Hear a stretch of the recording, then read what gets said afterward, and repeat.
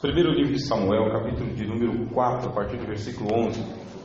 E foi tomada a arca de Deus, e os dois filhos de Eli, Ofni e Finéias, morreram. Então correu da batalha um homem de Benjamim, o qual chegou no mesmo dia a Siló.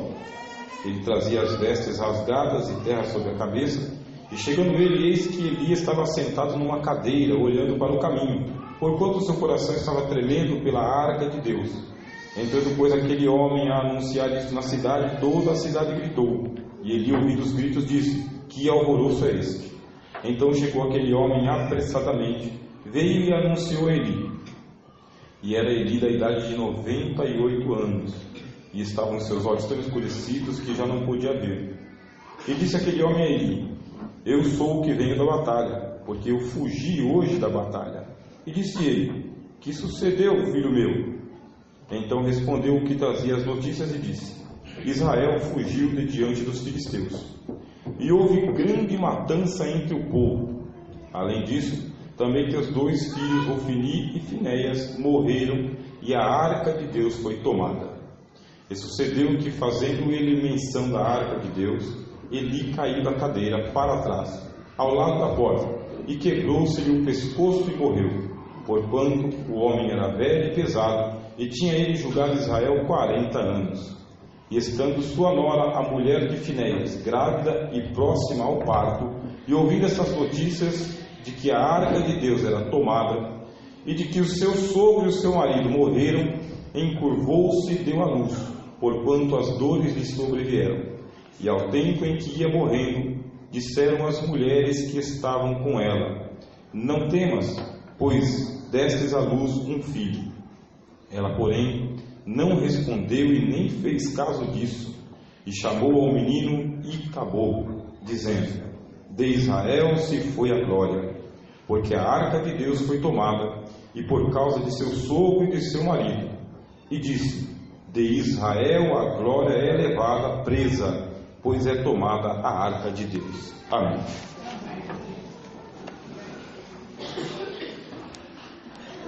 Irmãos e irmãs, nós temos aqui um episódio pouco falado na atualidade, e por esta razão é importante a gente prestar bastante atenção.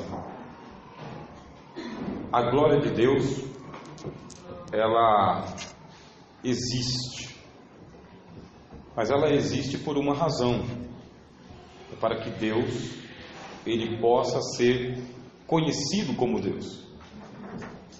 Só que a glória de Deus ela tem alguns parâmetros para ela se manifestar. Se não tiver esses parâmetros, ela não se manifesta. A glória ela pode tanto tomar este lugar aqui, quanto ela pode ir embora.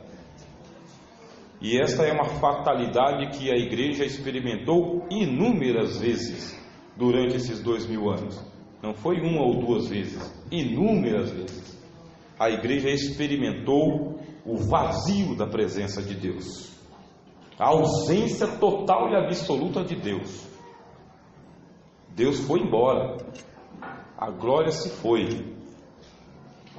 E a menos que o povo sinta falta da presença de Deus, ela não volta, ela não retorna, ela não vem de novo. Foi dada uma visão muito trágica para o profeta Ezequiel, trágica, muito trágica mesmo, porque ele estava no templo de Jerusalém. Aquele templo, ele foi inaugurado por Salomão, e foi uma inauguração tão gigantesca, tão esplendorosa, que diz que a glória de Deus caiu sobre o templo de Jerusalém, que ninguém conseguia ficar de pé, de pé. Como que Deus manifestava a glória dele? Nós não sabemos como foi. Nós imaginamos a fumaça, nós imaginamos o ambiente todo tomado por uma névoa muito densa, mas o que foi realmente a gente não sabe. Só que Deus disse: olha, eu estou manifestando a minha glória, estou manifestando a minha presença, mas tem parâmetros, tem alguns critérios. O povo tem que honrar a minha presença, o povo tem que ter consciência de que fazem parte de um povo eleito, um povo escolhido, numa geração corrompida, para experimentar as virtudes daquele que nos chamou, escreveu o apóstolo Pedro, para a sua maravilhosíssima graça. Se nós soubermos que nós estamos carregando a arca do concerto no ombro, aí nós vamos tomar consciência da importância que é termos a glória de Deus em nossa vida. Mas se nós não tomarmos consciência e tratarmos a arca do concerto de qualquer forma, a glória vai embora, some e desaparece. Mesmo que você seja como Sansão, predestinado, porque Sansão nem tinha nascido, o anjo disse como que ia ser a vida dele, predestinado para ser um homem assim, exuberante. Mesmo que você seja um predestinado, um eleito com estrela na testa, se você não zelar pela glória de Deus na tua vida, ela vai embora, ela sai. E Sansão, ele não valorizou, e ele não percebeu quando o Espírito Santo ia saindo da vida dele. Por 2 vezes ele brincou, até que na terceira vez o Espírito Santo saiu e ele não sabia, diz a Bíblia, não sabia que o Espírito Santo tinha ido embora. E por causa disso Sansão morreu cego e aprisionado em uma festa de pagãos, longe da casa de Deus.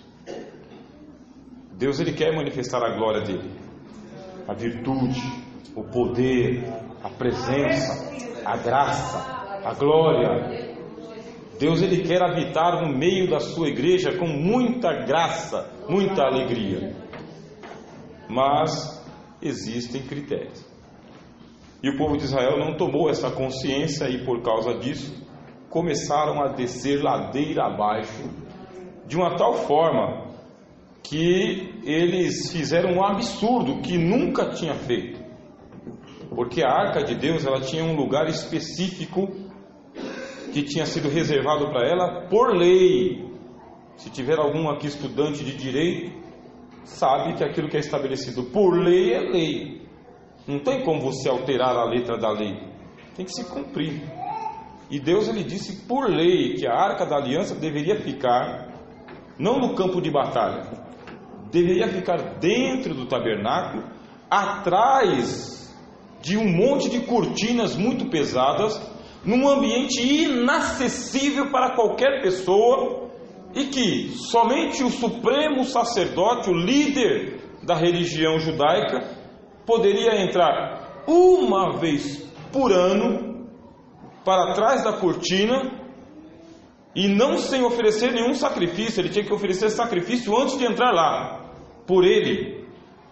Tão preciosa era a arca da aliança, que se o sumo sacerdote não tivesse cumprido milimetricamente aquilo que Deus havia estabelecido, ele morria lá dentro do Santo dos Santos, lá dentro.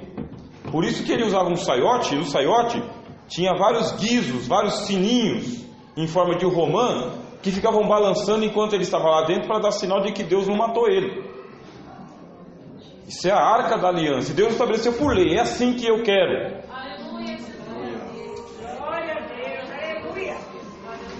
Mas o pessoal banalizou. Por quê? Eles fizeram uma guerra contra os filisteus, e na guerra contra os filisteus eles perderam 4.000 homens. 4.000 homens morreram na guerra contra os filisteus. E depois que eles foram para a guerra, aí eles voltaram, e voltaram muito irritados, muito nervosos. E eles convocaram o conselho da cidade, o conselho dos anciãos, e disseram assim: por que o Senhor fez isto com a gente? Por que o Senhor nos envergonhou diante dos nossos inimigos? O problema de nós perdermos a sensibilidade espiritual é que nós começamos a atirar em tudo quanto é lado, menos na gente mesmo. Quando a gente perde a sensibilidade espiritual, todo mundo é culpado, menos a gente mesmo, até Deus. Quando a gente perde o temor, tudo vai embora. Ora, está fazendo alguma coisa que está deixando claro e evidente para você que a glória de Deus não está mais na sua vida como estava antes. Porque a glória de Deus tem níveis, meus irmãos e irmãs. A glória de Deus, ela tem aquele nível raso, como disse o profeta Ezequiel, água pelo tornozelo. Ela tem aquele nível mediano, que é a água aqui pela cintura. E ela tem aquele nível transbordante que você tem que sair nadando. Há momentos que a tua vida é água pelo tornozelo, mas tem momento que é água pela cabeça. Tem momento que você não precisa nem ouvir muita coisa, que você já está crendo e glorificando e exaltando e indo em frente. Mas tem dia que se você não tiver uma visão de anjos, não adianta nada. A glória de Deus, ela tem níveis, e você tem uma particularidade com Deus, que você sabe se a glória de Deus está na sua vida, ou se ela está sendo uma farsa. Você tem uma intimidade com Deus, pelos seus 5, 10, 15, 20, 25 anos de fé que você tem. Você sabe quando a glória de Deus está sobre você, e quando que ela está saindo da tua vida. E não adianta você responsabilizar ministério, departamento, família ou igreja, porque a peça com defeito é você. O parafuso solto é seu. Quem está perdendo a glória é você. Mas se você olhar, é o ministério, é o departamento, é a minha família, é a igreja, você vai fazer igual esses homens fizeram aqui. Perderam 3.000 homens e chegaram assim e disseram: por que o Senhor nos entregou ao escárnio? Pressionaram os anciãos de Israel, entraram um tabernáculo lá dentro que não podia entrar, e pegaram a arca da aliança que não podiam pegar. Levaram Deus em sequestro, meus irmãos. Sequestraram a arca de Deus. Sequestraram. Porque quando a gente não conhece a Deus, através daquilo que Ele revelou, a gente começa a violentar a graça de Deus, a tentar colocar Deus numa situação de perigo, numa situação de risco, numa situação de pressão, tentar forçar Deus a nos fazer de uma maneira que Ele não vai fazer. E o pessoal pegou a arca e levou os filhos de Eli. E os filhos de Eli, que não eram crentes, estavam afastados da graça de Deus fazia muito tempo. Sabe por quê? Porque os filhos de Eli ficavam na porta do templo esperando as pessoas chegarem. E quando o pessoal chegava com aquele boi gordo, sabe, aquele boi viçoso, eles já pegavam para eles, para o curral deles. E quando chegava o irmão lá com a vaca magrinha, lá eles mandavam entrar. Eles ficavam de olho assim. E quando os irmãos iam indo para a igreja, que passava com aquelas meninas novas assim, 16, 17 anos, 19, eles davam aquela espichada de olho assim e falavam: ó, acontecia isto, está escrito, que deitavam com as mulheres de Israel enquanto estava acontecendo o culto, o sacrifício, aos olhos de Deus. Não era mais igreja, não era, e a glória de Deus tinha ido embora. O sumo sacerdote tinha perdido a autoridade, e ele não conseguia consertar esse problema, não conseguia. Irmãos, nós sabemos que Deus, Ele quer manifestar a glória dele, mas não de qualquer forma, não de qualquer maneira. Vocês lembram que lá nos anos 90 a gente cantava um hino que dizia assim, que o azeite desce lá da oliveira, só não enche o vaso de qualquer maneira. E não mudou, meus irmãos. Pode ser nos anos 90 ou em 3050. Deus só vai derramar a unção, a graça, a glória e o poder dele se você estiver nos parâmetros da palavra de Deus. Tem que entrar no eixo, tem que entrar no conserto, tem que entrar no caminho, tem que se converter, tem que nascer de novo, tem que ser homem de Deus e mulher de Deus. Aleluia. Eu não estou dizendo sede perfeitos, porque deveríamos ser perfeitos, porque está escrito: sede vós perfeitos, como perfeito é o vosso Pai que está nos céus. Palavras de Jesus Cristo. Agora, vamos lá. A coisa está degringolando, está saindo do eixo, está indo para outro rumo. Quem deveria consertar não consegue consertar. Pegam a arca do conserto e leva para o meio da batalha. Na primeira vez que eles foram, eles perderam 4.000 homens. Quando eles levaram a arca da aliança para o meio do arraial de Israel, o povo fez um avivamento, pastor Franklin. A Bíblia diz que houve uma algazarra no arraial de Israel. O pessoal começou a dar pirueta, aviãozinho, língua estranha, revelada, profetada. O povo começou a ficar eufórico. Houve um barulho tão gigantesco, mas tão estonteante, que os filisteus ouviram lá do outro lado, quase 5 quilômetros. Tanto barulho que eles ouviram. Olha, está acontecendo avivamento na igreja dos crentes, está acontecendo alguma coisa lá, é um Pentecoste só, porque a arca tinha ido lá para o meio. E às vezes a gente se engana com uma manifestação de euforia, uma manifestação de alegria, uma manifestação de contentamento, e imaginamos que está tudo bem, está tudo legal, está tudo jóia, está tudo indo de vento em popa. Mas não sabe que esta euforia é a euforia da carne? É uma farsa? Não é de verdade? Não é do Espírito de Deus? Não obedece os critérios da palavra de Deus? A casa está em desordem. Ora, por que estamos falando isso? Deus colocou essa palavra em meu coração. Porque temos que falar que a arca da aliança, ela estava sofrendo uma violência muito grande, porque o pessoal não sabia a importância dela, e estava entusiasmado com uma religiosidade oca, aparente, uma coisa sem sentido diante de Deus, sem o Espírito Santo, sem novo nascimento. A glória não estava se manifestando, porque o pessoal estava prevaricando, até mesmo ali na porta do templo, e agora levaram a arca lá para o meio dos filisteus. Teve uma reunião entre os filisteus, a reunião do inferno, e eles disseram: os filhos de Israel estão muito avivados. E aconteceu o quê? Aí veio um espião e falou: eles trouxeram a arca do concerto para a batalha.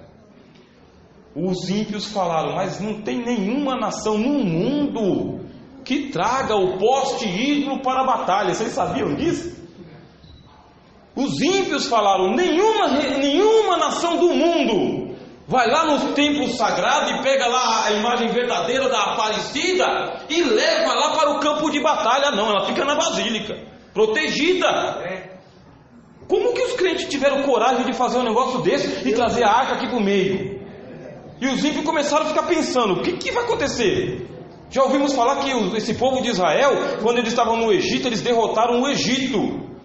Até que surgiu um homem lá e falou o seguinte: olha, nós vamos lutar até o último homem, nós vamos derramar até a última gota de sangue. Eu não quero um filisteu de pé. Nós vamos morrer, mas escravo a gente não vai ser. Sejam homens, está aqui, pode ler o texto. Sejam homens, se esforcem, morram na batalha, mas não deixem que Israel transforme vocês em escravos. O povo de Israel estava ali com a sua arca e os filisteus foram para a batalha. Chegando lá, o que aconteceu? O povo de Israel perdeu. Perdeu porque religião, meus irmãos, não tem nada a ver com Deus. Falsos avivamentos não são verdadeiros milagres.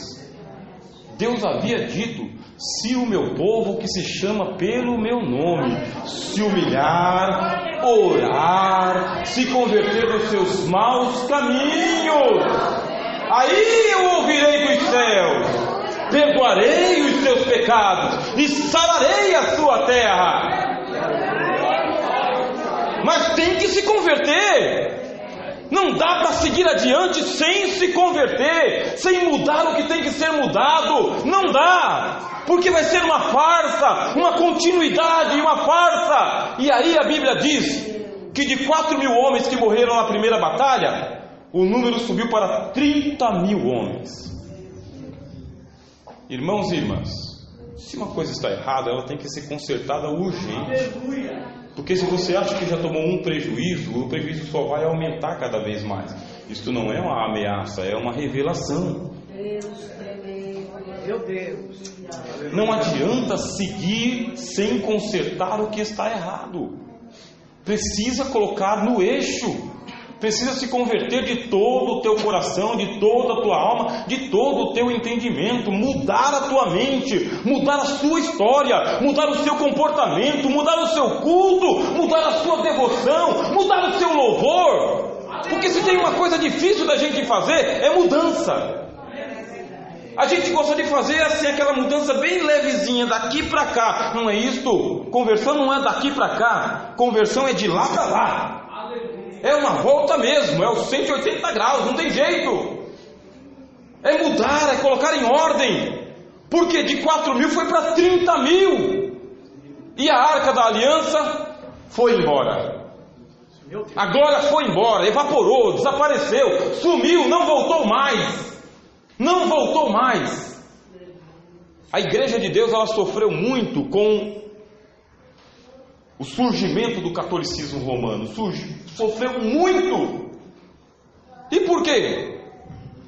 Porque deu paz, uma paz falsa para as pessoas, sem pregar a palavra de Deus, sem conversão autêntica. Pegou aquele templo que era o templo de Diana e transformou numa igreja. Pegou aquele templo que pertencia a Júpiter e transformou numa igreja. O outro templo que pertencia a Marte transformou em igreja. O outro que era o templo de Zeus transformou em igreja. Quer dizer, deu uma recapeada. Irmãos, reino de Deus não é recapeada. Reino de Deus é conversão. Não é uma reforma exterior, é um novo nascimento, é uma experiência com Deus, é um encontro radical, e dizendo, era assim, mas não sou mais. Mudança total e completa, absoluta, um novo homem e uma nova mulher. Depois que deram aquela falsa paz para a igreja, porque diz que ela era perseguida e agora deixou de ser perseguida, conversa, meus irmãos, a igreja de Deus sempre foi perseguida, sempre. O apóstolo Paulo escreveu assim: todos aqueles que querem viver piedosamente em Cristo Jesus padecerão perseguições. Todos. A igreja de Deus jamais teve um instante de tranquilidade, sempre perseguida de dia e de noite, de tudo quanto é forma, de tudo quanto é maneira. Cristo disse: eu vou deixar a minha paz para vocês, não se enganem com a paz do mundo, porque o mundo não tem paz. Constantino deu a paz para a igreja. Mentira! Mentira! Estratégia do diabo. Uma falsa paz, a falsa paz do anticristo. Aí os cristãos abraçaram aquilo. Quando entraram na igreja de Júpiter, só mudaram de estátua, só mudaram o nome do santo.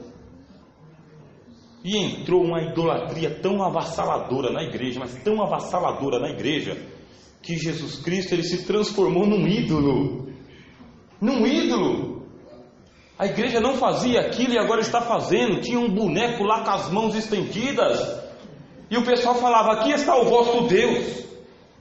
E as pessoas que não tinham tido um novo nascimento, nem experiência, começavam a fazer em nome do Pai, do Filho e do Espírito Santo, dizendo que a cruz, em nome da cruz, é o símbolo do cristianismo. Nunca foi. O sinal da cruz nunca foi. Em nome do Pai, do Filho e do Espírito Santo, a cruz nunca foi. A lenda diz que Constantino mandou pintar a cruz nos escudos dos seus soldados. Ora, quem não sabe que a cruz ela é símbolo de tortura, de morte, de traição, de maldição? Nunca foi. Nunca foi. Só que o diabo, ele conseguiu introduzir essa lenda, essa mentira, essa esfarrapada na igreja, e a igreja se afastou. Eu estava dizendo aqui para vocês que um erro tem que ser consertado, porque se ele não for consertado, vem outro, e vem outro, e vem outro, e vem outro, e de 4.000 foi para 30.000, e morreram 30.000 homens, e morreram os filhos de Eli, e depois que chegou a notícia até Eli, morreu Eli também. Na hora que morreu Eli, a nora dele estava dando à luz a um filho. Aí contaram para a nora o que tinha acontecido, para ela se alegrar, porque tinha nascido um filho. E ela disse assim: como que eu vou me alegrar sabendo que eu tenho que mudar tanta coisa na minha vida? Como que eu vou estampar um sorriso no meu rosto e vou transparecer uma alegria que eu não tenho? uma santidade que eu não tenho, uma justiça própria que eu não tenho, uma salvação que eu não tenho, uma fé que eu não tenho.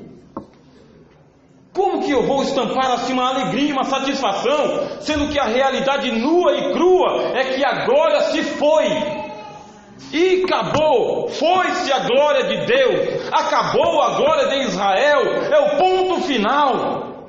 Igreja de Deus, nós temos que reconhecer, se nós estamos experimentando agora no início do século 21, se nós estamos experimentando um real e genuíno avivamento do Espírito Santo, ou se nós estamos enfrentando um frenesi religioso. E já disse, não é para culpar A e B, ministério, departamento, família, não! Examine-se a si mesmo. E vamos nos perguntar, o avivamento que a igreja de Deus está experimentando agora, no século 21, é real, é autêntico, é produzido pela palavra de Deus, pela descida do Espírito Santo, pelo temor da palavra, por um novo nascimento, pela experiência com o Espírito Santo. O avivamento é de Deus, ou é uma euforia provocada por nós? Por nós. Porque se nós falarmos que fica assim, e dá sim, vai continuar, e vai e ainda mais. Mas se nós chegarmos num ponto de dissermos o seguinte: e acabou, a glória foi, a glória saiu. O Pentecostes lá que começou a igreja não é o mesmo Pentecostes que está agora. A pregação de hoje não é igual à pregação de ontem. O crente de hoje não é igual ao crente de ontem. Só que o temor continua o mesmo, o Cristo continua o mesmo, o Espírito Santo continua o mesmo. Vamos fantasiar os nossos olhos, irmãos. Nós vamos crer no quê? O que tinha naquela arca? O que tinha naquela arca? Dentro da arca tinha a vara de Arão, dentro da arca tinha o maná, e dentro da arca tinha os 10 mandamentos. Quando se diz que a arca foi embora, levado para os filisteus, o que é que o povo de Israel perdeu? Primeiro, o povo de Israel perdeu a vara de Arão. E o que representa a vara de Arão? Representa o sacerdócio. Vou explicar, irmãos e irmãs, o que é o sacerdócio? O sacerdócio é o único meio que existe de você ter um encontro pessoal com Deus. Porque Deus, Ele precisa de um mediador, e o mediador é o sacerdote. Deus recebe as orações do sacerdote, recebe o sacrifício do sacerdote. Ele tinha 12 tribos, ele separou uma que era a tribo de Levi e disse: eu serei a herança de vocês. Quando se levou a arca da aliança, se levou o sacerdócio, ou seja, o único meio que existia da pessoa se chegar até Deus, não tem mais. Você imagina, eu fui para a cidade de Itambaracá, lá no Paraná, e tinha uma ponte. E essa ponte era a única que ligava a cidade de Itambaracá para a cidade de Bandeirantes. Uma ponte de questão assim de 300 metros. Era a única. Veio uma enxurrada, pegou e levou a ponte embora. A turma de Itambaracá ficou ilhado, acabou o acesso, não tinha acesso, o pessoal não tinha mais acesso. Um caminho que era de 9 quilômetros virou 60, porque tinha que ir por outra cidade lá longe para chegar aqui. Vocês entenderam o que é o sacerdócio? Quando Deus estabeleceu o sacerdócio de Arão, Deus encurtou o caminho. Deus, por misericórdia, diz o seguinte: eu não quero manter distância do meu povo, eu não quero ser um Deus distante, eu não quero ser um Deus da Groenlândia, eu não quero ser um Deus da Antártida, eu não quero ser um Deus dos Estados Unidos, eu quero ser um Deus de cidade Tiradentes, eu quero ser o teu Deus, eu quero conhecer você, o seu nome, a sua casa, o seu endereço, o seu sofrimento, a sua causa. Eu quero te conhecer pessoalmente. Vamos encurtar aqui o espaço, vamos andar de mãos dadas. Deus não quer ser um Deus distante da igreja. Aleluia! Glória a Deus!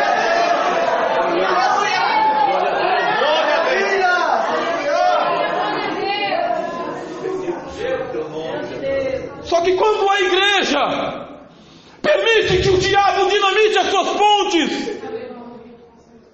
Quando a igreja permite que a presença de Deus vá embora e não volte mais.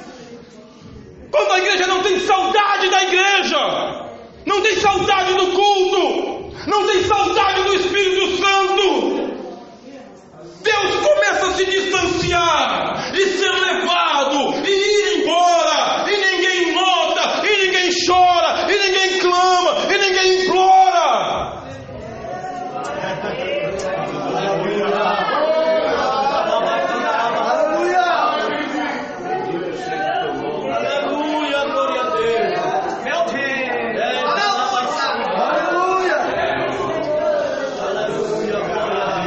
O povo de Deus antes daquele desconvertido do Constantino, o povo de Deus antes não tinha templo.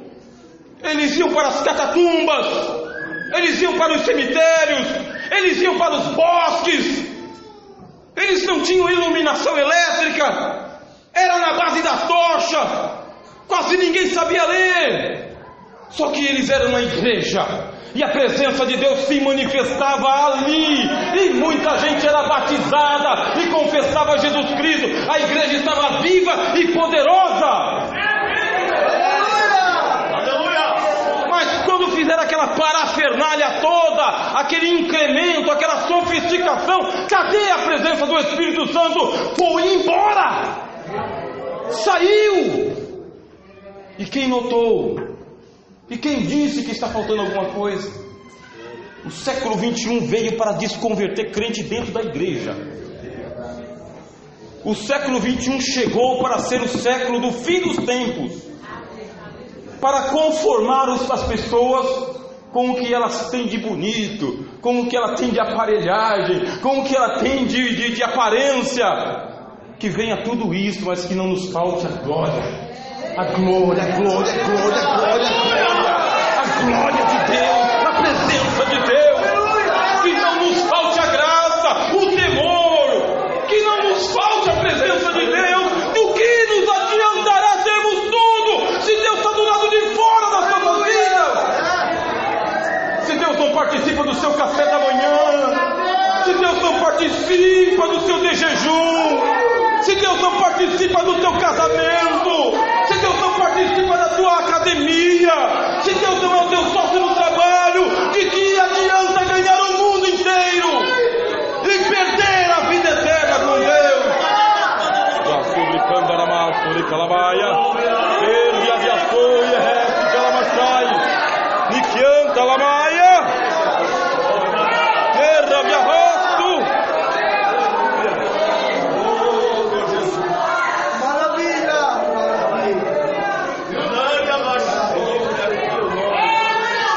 Martinho Lutero, ele sentia a ausência da presença de Deus. Era um monge, a igreja era parlamentada, tinha o canto gregoriano, tinha peça de teatro, tinha sermão em latim, tinha incensário, o pessoal balançando o incensário, tinha um responsório, o pessoal dizia Amém.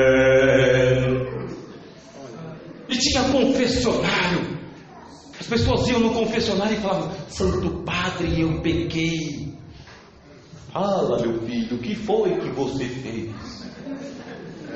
Aqui 10 Ave Marias, 5 Pai Nosso, passa na caixinha lá e paga a indulgência. Religião, religião, religião. Martinho Lutero tinha se convertido, sabe por quê? Porque aconteceu uma tragédia na vida dele. Martinho Lutero, ele não queria ser cristão, monge. Martinho Lutero queria ser advogado. Vocês sabem que tem muito crente hoje que não quer ser mais nada na igreja, não quer ser mais nada. Um monte de crente que não está se preparando nem para ser crente, quanto mais ser alguma coisa, líder de departamento, pastor de igreja, evangelista, pregador. O pessoal não quer mais nada. Por quê? Se desencantou. Desencantou-se. Até a geração passada, os pastores sabem: eu queria ser pastor, eu queria ser pregador, eu queria ser professor, eu queria ser líder das irmãs, eu queria ser regente dos jovens. Até a geração passada Agora só falta colocar um anúncio na TV para ver se está precisando aqui. Quem quer? O povo se desencantou. Aí por que se desencantou? Lutero não queria ser, mas aconteceu uma tragédia na vida dele. Quando ele estava indo a caminho, caiu uma tempestade muito grande, a carruagem dele quase matou ele. Aí ele falou: valei, Santa Ana, se a senhora me salvar, vou virar monge. Aí ele se salvou e foi para o monastério e virou monge. Só que não encontrou paz, não encontrou Deus, não encontrou o Espírito Santo. Só que ele encontrou a Bíblia. Oh, Jesus! Glória a Deus! Aleluia! Graças a Deus, ele encontrou a Bíblia. E é por isso que ali no nosso hino da harpa diz assim: creio eu na Bíblia, livro de meu Deus. Para minha vida é o maná dos céus, mostra-me o caminho para o lar celestial. Acho eu na Bíblia graça divina. Oh, glória! Jesus é bom demais. Glória a Deus. O homem foi e fazia reza em latim, e o homem foi e adorava Santa Ana, e acendia a vela, e andava de joelho, e confessava os pecados, mas nada de ter paz. E ele começou a ler a Bíblia e se tornou um doutor em teologia. Agora está salvo? Tá não. Tá não. Porque ele começou a ensinar teologia e ensinou mais de 10 anos. Essa passagem que nós lemos aqui, Romanos capítulo 1, Lutero ensinou a carta aos Romanos por mais de 10 anos, teologicamente. E quando chegava lá no versículo 17, ele pulava. Por quê? Porque a palavra de Deus, ela é um mistério na vida da igreja. É um mistério. Aquilo incomodou Lutero até que um dia, depois que ele foi para Roma, que ele esfolou o joelho nas escadarias, é que ele disse: não encontrei paz. É que ele voltou e falou: na Bíblia deve ter alguma resposta para mim, que é o segundo ponto da Arca da Aliança. E acabou, por quê? Primeiro, porque impediram o sacerdócio. Segundo, por causa do maná, irmãos. O que tinha dentro da Arca da Aliança? A vara de Arão, que representa o sacerdócio, e o maná, que representa a palavra de Deus experimentada. E por que experimentada, irmãos? Deixa eu contar para vocês. Lá na Idade Média, não é que não tinha Bíblia, é que a Bíblia tinha se tornado um livro de ciências, e o pessoal lia a Bíblia, só que lia fazendo escola. Aquela escola que você vai, decora e vai para casa. Chama-se escolástica. Tinha Bíblia, tinha estudo em latim, inclusive, em grego, inclusive. Lutero traduziu do grego para o alemão, criou uma gramática em alemão. Só que não basta ter a Bíblia como um enfeite da estante, meus irmãos. Não basta ter a Bíblia como parte da sua coleção de Bíblias de todas as versões e tamanhos e cores. A palavra de Deus é para ser experimentada igual o maná. Uma revelação que João teve no Apocalipse. Ele estava muito entusiasmado porque Deus estava mostrando tudo para ele. Aí ele pegou e viu um anjo que, até medo, que o anjo tinha o pé na terra e a cabeça no céu. Pensa no anjo, o tamanho do anjo, pé na terra e subia até o céu. Aí ele viu aquela visão, e aí a palavra veio para ele e disse o seguinte: vai lá e toma o livrinho que está na mão do anjo e come. Se fará como o mel nos seus lábios, mas como fel no teu ventre. E quando João ouviu isto, ele foi lá, se aproximou do anjo, pegou o livro, comeu, e na boca dele era favo de mel, e foi descendo, foi rasgando, e foi dando uma revolta aqui, e ele dizia que a boca ficou amarga depois, e o ventre todo ruim, porque a palavra de Deus não é para ser ouvida somente, a palavra de Deus não é para ser estudada somente. Você tem que ter uma experiência pessoal com a Bíblia. Você tem que ter uma experiência pessoal com as Escrituras. Elas têm que fazer sentido para você. Elas têm que mexer com você. Elas têm que te incomodar de dia e de noite. De dia e de noite. Deus disse para Josué: não se aparte da tua boca o livro desta lei. Medita nele de dia e de noite,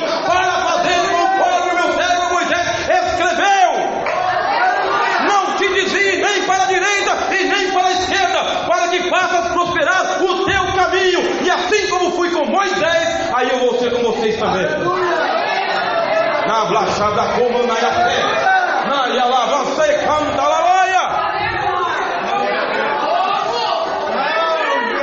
Eu gosto da Bíblia, mas não é só gostar da Bíblia, é ler a Bíblia e deixar ela te converter.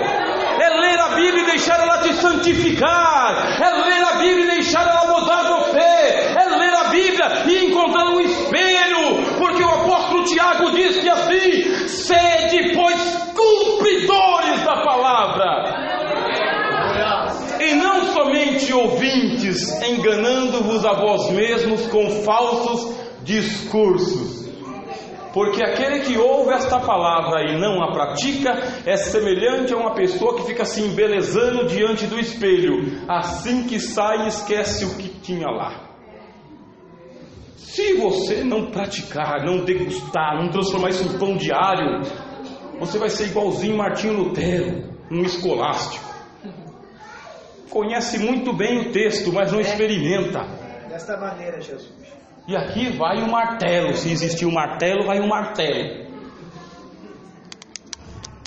Quando você experimentar a palavra aqui nessa noite, a sua boca vai ficar com vontade de praticar. Mas põe em prática para você ver. Que é tribulação que vai vir na tua alma. Vocês entenderam o que eu disse? Quem pratica a palavra de Deus tem que consertar tanta coisa, mas tem que mudar tanta coisa, tem que se tornar um homem e uma mulher tão diferente que dá uma revolta no estômago. Se você experimentar a palavra de Deus, é capaz de você passar uma semana ou até um mês angustiado. Mas por que, se a palavra de Deus é doce como mel na minha boca? Mas você tem que mudar, e a mudança, ela exige um sacrifício. Sacrifício quer dizer esforço, e o esforço porque Deus está querendo que você ponha em prática aquilo que você está pregando, ensinando, ouvindo e acreditando. Aleluia!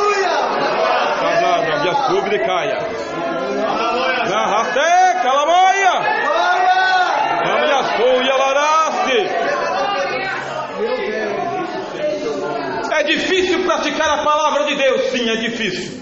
Mas eu lembro que o Senhor Jesus, Ele disse, ainda estou na tolerância do horário, tá, meus queridos? Estou controlando.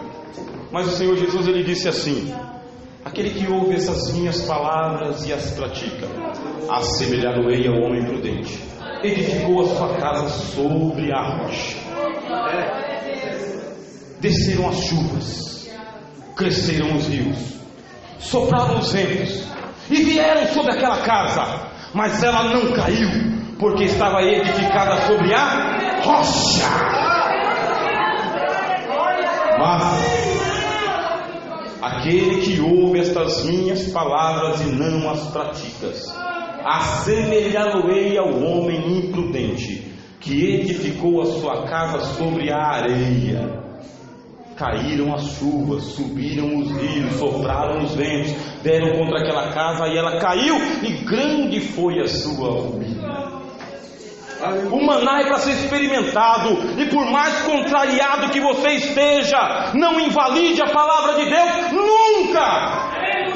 Deixa ela te contrariar, mas não modifique, não mude, não altere. Eu sei, Senhor, que a palavra era comigo. Eu sei, Senhor, que era para mim. Então vai lá e pratica, cristão. É só isso. Vai lá e põe em prática. Mas eu vou perder tanta coisa. O que você vai perder? Você já está perdendo a vida eterna. O que você vai perder? Prestígio? Se você já está perdendo a graça, a glória, o poder e a virtude, a alegria da salvação. Se Deus está falando no segredo, é para que você possa ir lá no segredo, buscar a Deus. Aleluia. E muda de vida. Aleluia! Ah, mas ainda tem que levar a arca, que agora eu não tenho que me converter mais. Aí eu termino a mensagem. Havia também uma cópia dos 10 mandamentos, da palavra de Deus escrita, meus irmãos. Porque a palavra de Deus, ela tem que ser praticada. Só que a palavra de Deus, ela tem que ser conhecida também pelo seu texto escrito. Você tem que se tornar um conhecedor de Deus de acordo com as escrituras. E você sabe por quê? Porque tem um monte de gente inventando Jesus por aí afora, que não está na Bíblia. Ídolos. Está acontecendo com a igreja evangélica o mesmo que aconteceu com a igreja católica. O mesmo. Está acontecendo com a igreja católica uma idolatrização de Jesus. E o Jesus ídolo não é o Jesus da Bíblia, meus irmãos. E o pessoal começou a adorar aquele boneco de barro, aquele boneco de gesso, e Cristo deixou de ser adorado. E isso está acontecendo nos nossos dias. Não é um Cristo bíblico, não é um Cristo que passa pelo crivo das Escrituras. Para vocês terem uma ideia, a igreja primitiva, a primeira igreja, enfrentou uma dificuldade tão grande, pastores, tão grande, porque surgiu um monte de crente pregando sobre Jesus, não de acordo com os apóstolos, mas de acordo com a cabeça deles. Surgiram os gnósticos. As igrejas ficaram cheias de gnósticos. E esses gnósticos tão espertalhões começaram a escrever livro, que nem eu estou escrevendo aqui. Começaram a escrever livro e mandar livro para todo quanto é gente. E o pessoal, ao invés de ir lá e fazer igual os crentes bereanos, deixa eu ver se esse livro está de acordo com a Bíblia. Não, ficava com o livro do camarada. Irmão, não importa se é o Rogério Sumidade, não sei de onde, não importa. Não é Bíblia. Não importa. Respeito, leio, mas eu critico. Se tem uma pessoa nessa noite aqui que eu sei que é crítico, sou eu. Mas leio bastante, leio sobre tudo, mas eu leio com um olhar de crítico. Examinar tudo, diz a palavra. Aí retende o? Tem. Pode vir autografado. Tudo bem, agradeço pelo autógrafo, mas deixa eu ver. Crentes bereanos, irmãos. Crente Bíblia, pelo amor de Deus.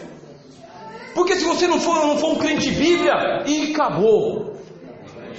Foi-se a glória. Jesus. Não é a Bíblia. E o ideal da reforma vai para o ralo. O que fez Martinho Lutero? Queremos a Bíblia em alemão. Não tinha. Sabe por que não tinha? Porque a igreja católica ela tinha manipulado a palavra de Deus. E ela dizia que a Bíblia só podia ser lida em latim. Se você não sabe ler latim, você vai ler o quê, rapaz? Só vai dizer o amém. Vai dizer o amém. E se tem uma estratégia de Satanás na igreja, é tornar a igreja analfabeta da Bíblia. Essa é a estratégia de Satanás. Um povo que não conhece a Deus pela Bíblia. E quando não tem Bíblia, você tem que substituir, irmãos. Vocês sabem disso. Tempos atrás, muito antes do nosso pastor setorial chegar aqui, coloquei uma publicação na internet, onde eu fiz um cálculo de que a igreja fica 75% do seu tempo envolvida com outras coisas e não com a pregação bíblica. Ou seja, de 2 horas de culto, 1h30 é de não Bíblia. Vocês entenderam? E acabou. 1h30 de não Bíblia. Teve um tempo que era muito legal, entretenimento bom. Mas agora a gente já percebeu que estão enxertando muita coisa. Aí faz peça de teatro, e aí faz grupo de gesto, e aí faz não sei o que, inventa, e dá uma volta, e o relógio vai embora, e o coitado do pregador vira um herege que quer levar o culto até não sei que hora. Exprimido. Igreja católica, queridos. Estratégia de Satanás. É um jeito do diabo roubar o espaço da palavra de Deus. Lutero falou o seguinte: vamos mudar, mas vamos mudar de verdade. Vamos mudar? Sabe por que naquele tempo a igreja católica ela era assim? Até hoje ela é assim. Tem uma mesa no centro. Quem foi católico sabe que é assim. Uma mesa no centro, e na mesa está o pão e a hóstia, para representar a missa. E aonde está a Bíblia? Não tem Bíblia. Tem um púlpito que fica do lado assim, do lado do púlpito. Agora você imagina você vir para um culto aonde não tem pregação, aonde tem louvor gregoriano, você não é grego, e o pessoal cantando o salmo em grego. Irmão, dá um desespero. Deve dar uma loucura na cabeça um negócio desse. Você não entende? Está cantando em grego e o padre pregando em latim. Demora demais um negócio desse. Aí me passa um camarada balançando um burículo lá com incenso e você vai ficando meio zonzo. Como? Tá assim. Aí dá pressa. Não tem glória, não tem o Espírito, aí dá pressa, irmão. Eu só tenho pressa de ir embora de culto onde o Espírito Santo não está operando. Aí eu fico inquieto, mas muito inquieto em participar de igreja, ou de culto, ou de reunião, aonde o Espírito Santo vai diminuindo que nem chama de vela acabando, sabe? Paviozinho caindo assim. E o Espírito Santo já foi embora, nem esperou a bênção apostólica. Tem culto que Jesus não fica até o fim, porque não é para ele, não é dele, não é por ele, não é com ele. O que eu estou fazendo aqui? Ele vai embora. Isso é um desespero para a nossa alma. Nós não podemos de forma nenhuma nos conformarmos em chegar até 2018 dizendo está tudo bem. Se não estiver, está mais ou menos é menos. Porque Cristo disse, não pode ser quem é morno, mais ou menos. Ou eu estou ou não estou. Ou é comigo ou é semigo. Ou é para mim ou não é para mim. Não há meio termo. Não dividirei a minha glória com ninguém. Quando a arca foi embora, foi tudo. Eu vou comemorar o quê? Não tenho o que comemorar. Tenho que lamentar, tenho que chorar. Eu tenho que ler o profeta Joel. E Joel disse, sacerdotes do altar, chorem, jejuem, rasguem os seus corações, peçam a Deus misericórdia, porque o negócio está degringolando, está saindo dos trilhos, está indo embora. E os cultos estão ficando maçantes em algumas igrejas. Difícil de ficar até o fim em paz. Porque a glória não está presente. E aí terminamos, irmãos. Porque Martinho Lutero falou, vamos reformar? Vamos. Tirou a mesa, trouxe o púlpito pro meio, pegou a Bíblia que estava lá em grego, em latim, e falou, latim não, eu vou pro original, grego, hebraico, Novo Testamento, escondido lá na torre do castelo, mas mandando Bíblia para tudo quanto é lado, usando o tipógrafo de Gutenberg, que tinha sido lá inventado lá na Alemanha, irmão. Olha como que Deus é bom. Sabe por que Deus é bom? Porque aquilo que você precisa que Deus providencie, Ele vai providenciar perto de você. Glória a Deus. Essa revelação Deus está dando para mim neste exato momento. Não precisa sair correndo atrás daquilo que você precisa. A providência vai chegar perto de você. Deus vai se agradar da tua alma, da tua vida, da tua busca, e perto de você vai brotar um manancial de águas.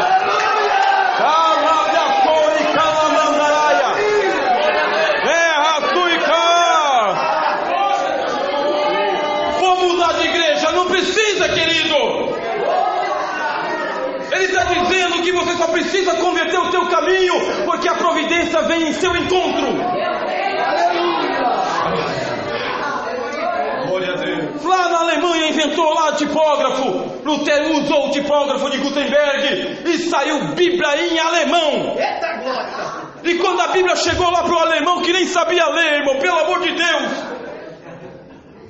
o coitado do alemão era analfabeto, mas ele ia lá e ele economizava a economia de 6 meses para ele ir lá e comprar uma parte da Bíblia. E ele não sabia ler, e ele ia para os professores e falava, leia a Bíblia para mim, em alemão. Amém? Amém? E o pessoal começou a ouvir que a graça de Deus voltou, por causa que aí o culto deixou de ser missa, e o Cristo morto foi substituído pela palavra viva. E aquelas 2 horas poderia se transformar em 20 horas, que o povo não queria ir para casa, cantava Castelo Forte, cantava tudo quanto é música, porque Deus estava voltando para a igreja.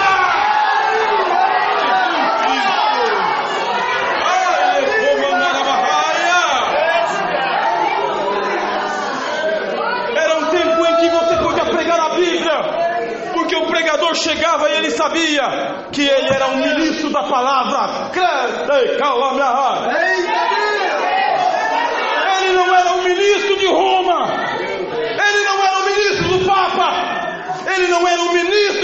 escravos. O pregador sabia que ele era o ministro da palavra. Ele abria a Bíblia e por mais de 1 hora ele anunciava o Evangelho que salva, que cura, que batiza, o Evangelho que transforma. E as igrejas vazias começaram a encher, e o povo triste começou a ficar alegre, e os dons que tinham sido recolhidos, diz a história da igreja, irmãos, que os dons começaram a se manifestar na vida de Lutero. Até o dom de línguas se manifestou na vida de Lutero. Antes do Pentecostes, hein? É só colocar a Bíblia no meio, irmãos. Aí não tem que fazer muito esforço.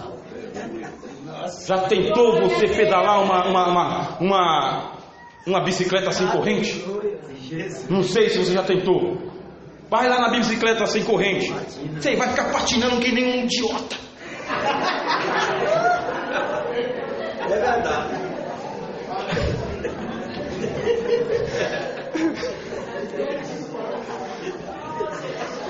Vai pensar que tá andando.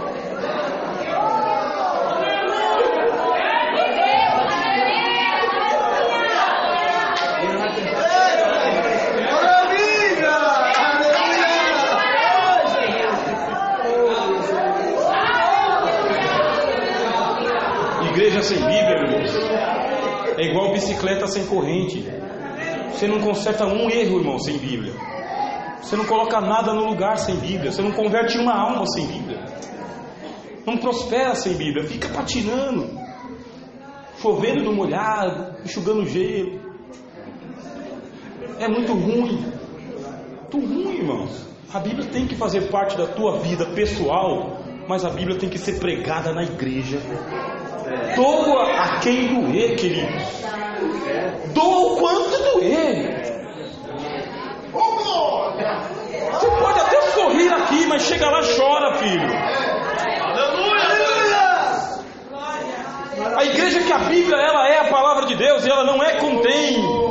A igreja onde a Bíblia está no centro é semelhante à arca do concerto voltando para Jerusalém, escoltada pelos sacerdotes e Davi dançando.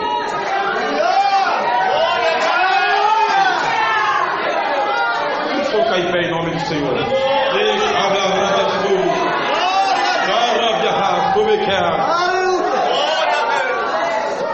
A Bíblia tem que voltar a ser pregada na igreja. E tem que ser pregada como ela foi escrita, como ela foi dada para nós. E o que tiver que ser colocado em ordem tem que ser posto em ordem, porque então a glória vai se manifestar e ninguém vai suportar a glória de Deus. Não vai ter que apertar botões para você dar glória, nem aleluia, porque a Bíblia voltou. Eu me lembro quando eu era novo convertido, e aqui vai uma palavra para todos os novos convertidos e os velhos também. Mas eu me lembro quando eu era novo convertido, que eu estava conversando com alguns amigos, pastores, e aí eu conversando com um rapaz, eu perguntei para ele, qual que é o teu dom na igreja? Porque ele estava afastado, ele era desviado. Aí ele dizia, quando eu estava na igreja, eu tinha o dom da palavra. Mas o meu olho cresceu assim, enorme, sabe? Gigante. Como assim o dom da palavra? O que é o dom da palavra? Ele disse, rapaz, quando eu abri a Bíblia, Deus me dava um sentido na hora. Rapaz, pensa num camarada que ficou alucinado, fui eu. Acabou até a brincadeira, que ele estava brincando de vôlei. Aí eu fui para minha casa, tinha 18 anos de idade, fui para minha casa, dobrei o meu joelho e falei assim para Deus, Pai, eu não sei o que é, mas eu quero que o Senhor me dê o dom da palavra. Fiquei com aquela oração, dom da palavra. E eu acreditei de uma tal maneira que eu não esqueci, porque teve um monte de oração que eu já esqueci, mas essa eu não esqueci não. Aí eu passei por uma tribulação tão grande, mas tão grande, que eu quase desviei. Pensa num novo convertido quase fora da igreja. Hoje é o último dia. Foi isso que aconteceu comigo. Para encurtar a história, né? A tribulação foi tão gigantesca que eu levei uma namorada que eu tinha arrumado